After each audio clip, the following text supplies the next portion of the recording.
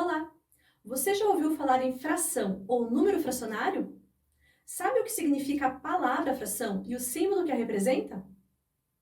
A palavra fração vem do latim fractus e significa partido ou dividido.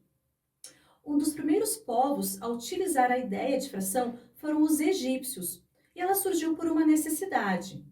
A nossa história acontece no Antigo Egito, por volta do ano 3000 a.C.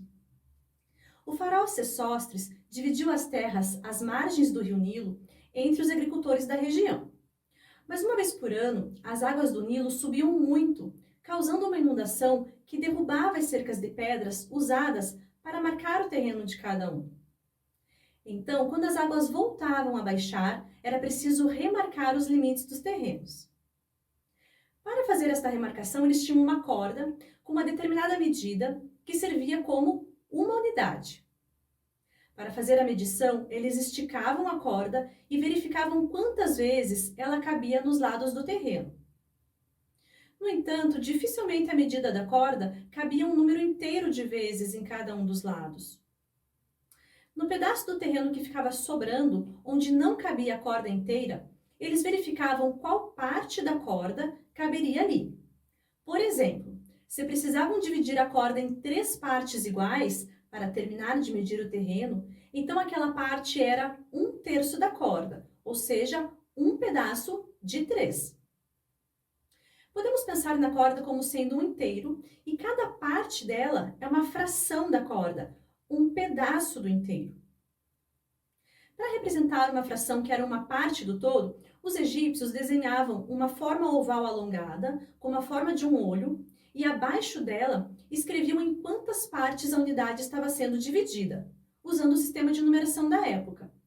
Por exemplo, a fração 1/3 era representada com o sinal oval e abaixo dele 3 traços verticais, que indicavam o número 3. Da mesma forma, a fração 1/2 era representada com o sinal oval e abaixo dele 2 traços verticais, que indicavam o número 2. A fração 1/10 era representada com o símbolo oval e abaixo dele o desenho de uma ferradura. Essas frações, que consideram apenas uma parte da unidade, são chamadas de frações unitárias. Voltando lá para a medição dos terrenos, vamos imaginar agora que o lado do terreno era um pouco maior. E ao invés de um pedaço de 3, tivéssemos que pegar 2 pedaços de 3. Juntando esses 2 pedaços, temos a fração 2/3, ou seja, 2 partes de 3. Mas os egípcios só trabalhavam com as frações unitárias. Assim, para representar o 2/3, eles desenhavam 2 vezes a fração 1/3, uma ao lado da outra. E apesar deles saberem lidar muito bem com as frações unitárias, as representações podiam ficar muito extensas e confusas. Mas isso mudou com a invenção do sistema de numeração hindu, no século VI. A fração passou a ser representada como conhecemos hoje: 2 números inteiros, um em cima, outro embaixo, separados por uma barra horizontal. Tudo isso junto é um número só, a fração ou número fracionário.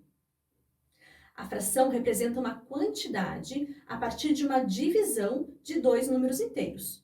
O número de cima é chamado numerador e pode ser qualquer número inteiro, e o número de baixo é chamado denominador e deve ser um número inteiro diferente de 0.